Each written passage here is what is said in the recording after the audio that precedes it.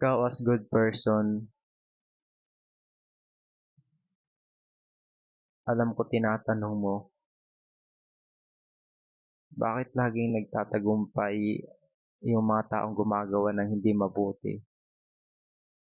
Yung mga taong nanlalamang, yung mga taong may masamang intensyon sa kapwa nila, bakit lagi silang nagtatagumpay? Alam ko may mga experience ka rin na sa paligid mo, nakikita mo na may mga tao na patuloy na gumagawa ng hindi mabuti. Pero bakit hindi sila napaparusahan? Walang karma na dumadating sa kanila.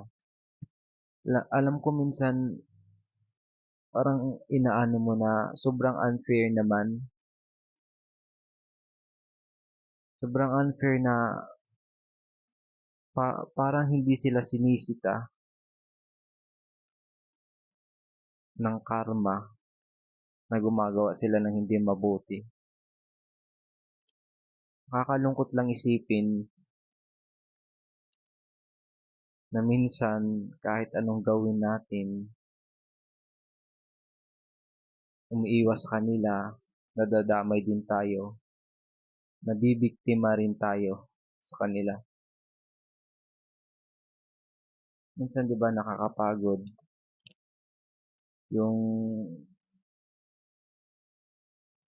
question sa utak natin, bakit hindi sila napaparusahan?